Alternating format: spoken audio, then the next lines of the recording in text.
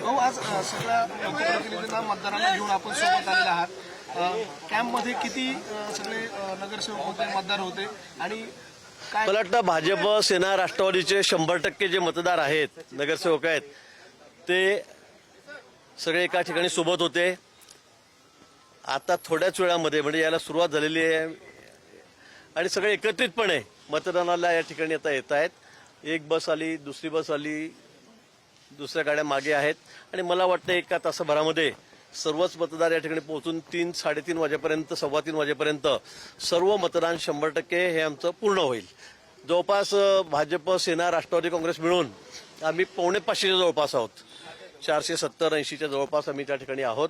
त्यामुळे स्पष्ट बहुमत आमचं आहे आणि इथे कुठली तर लढाई नाही आहे. या ठिकाणी दोन्ही उमेदवारांनी माघार घेतलेली आहे. स्वतः आज सकाळी पण गीतेबद्दल काही संभ्रम पसरत आलेला होता. त्यांनी तो क्लिअर केलेला सोशल मीडियाच्या माध्यमातून. सगळ्या नगरसेवकांसमोर त्यांनी भाषण केलं. वहिनींनी, आमच्या गीते वहिनींनी त्यांनी सांगितलं, गणेश गीते, गोकुळ गीते यांनी सांगितलं की मला मतदान करू नका, मी उमेदवार नाही आहे, दराडेंनाच मतदान करा, हे त्यांनी सांगितलेलं आहे. त्यामुळे मला असं वाटतं की आता इथे कुठलाही प्रश्न शिल्लक राहिलेला नाही.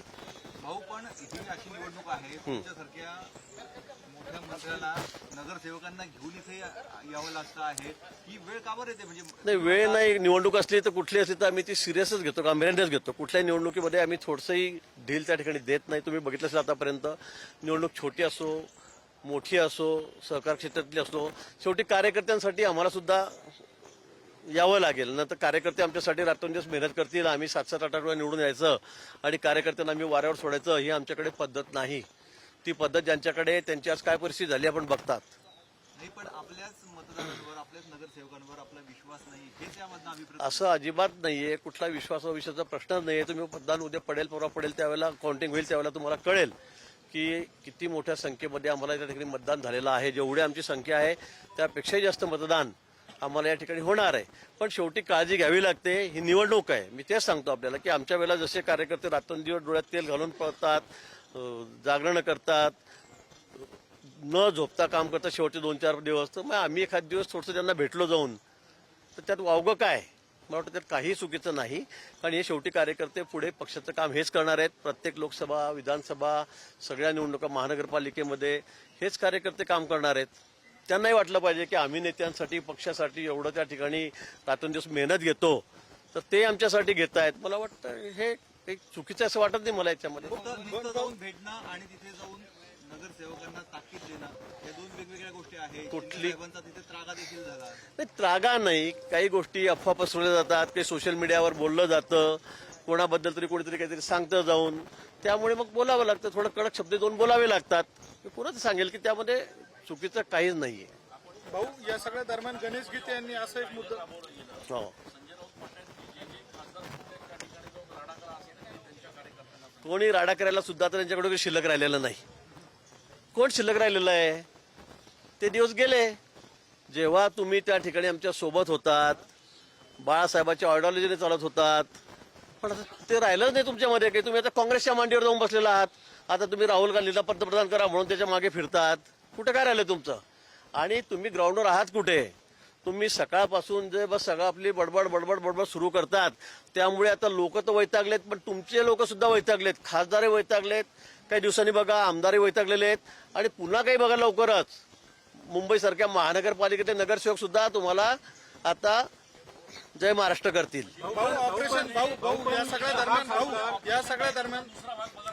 दुसरा भाग मी म्हणणार नाही, पण लोकच राहायला तयार नाही त्या ठिकाणी. वाऱ्यावर सोडून दिलं लोकांना त्यांनी. कोणी कुणाला भेटत नाही, कोणी कोणाचं ऐकून घेत नाही. नुसते जाण्याचे वारं सुद्धा सुटलं, कुठेतरी नुसतं बोललं तरी पण ज्याला जायचं ते जा, आम्हाला गरज नाही. हे अशी कुठे पक्ष चालण्याची पद्धत असते?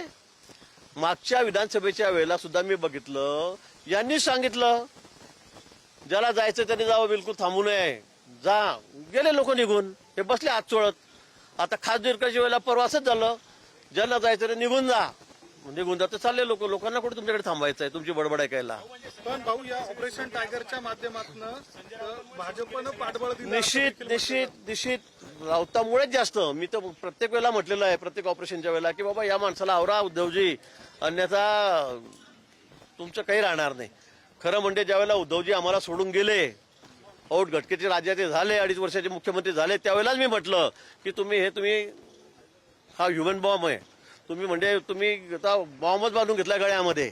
तुम्ही हे करायचं नव्हतं. जर तुम्हाला लांब चालायचं होतं तर तुम्ही त्या ठिकाणी थोडंसं अंतर चाललात आणि थांबून गेलात. झालं काय शेवटी? तुम्ही काँग्रेसच्या राष्ट्रवादीच्या मांडीवर जाऊन बसलात, त्यांचे गुणगान गात बसलात, तुमची सगळी वोट बँकच गेली.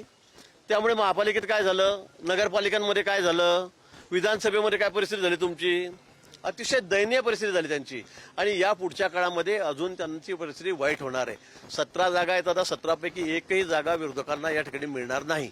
भाऊ, हे जे खासदार ठाकरेंच्या शिवसेनेकडनं शिंदेच्या शिवसेनेमध्ये जे 6 जण गेले, त्यांनी ज्या पत्रामध्ये उल्लेख केलेला आहे त्यामध्ये असं म्हटलं गेलंय की शिवसेना जी ठाकरेंची आहे ती काँग्रेसमध्ये विलीन करण्यासंदर्भामध्ये चर्चा सुरू होती आणि त्या सगळ्या अनुषंगानं ही सगळी घडामोड घडलेली आहे, अशा स्वरूपाचं त्यांनी कारण दिलं. आता मी तेच सांगितलं की यांचा जो सगळा ऱ्हास होत चाललाय त्याचं कारण काय आहे, तर हे आता काँग्रेसच्या मांडीवर जाऊन बसलेले आहेत.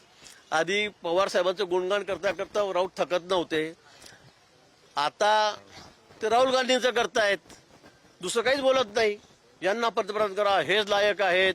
मग पंतप्रधान मोदीजींबद्दल वाटेल तसं बोलायचं, सर्वोच्च न्यायालयाचे न्यायमूर्ती आहेत त्यांच्याबद्दल आवर्वाच्य बोलायचं, इलेक्शन कमिशन आहेत त्यांना शिव्या घालायच्या, त्यांना जे वाईट वाटलं त्यांना सगळ्यांना शिव्या घालायच्या. काल तर खासदारांबद्दल इतके अपशब्द वापरले की तुम्ही ते दाखवले पण नाही. म्हणजे हे कुठलं राजकारण आहे, हा कुठला पक्ष आहे? आणि म्हणून मला वाटतं आता लोक यांना पूर्ण वैतागलेले आहेत. यांना आता कोणी स्वीकारायला तयार नाहीत. जे आहेत ते सुद्धा चाललेले आहेत. त्यामुळे त्यांनी म्हटलं आता राडा होईल, काढा होईल, काही नाही. तुमच्याकडे आता राडा करायला सुद्धा माणसं शिल्लक नाही आहेत, कोणी शिल्लक नाही तुमच्याकडे.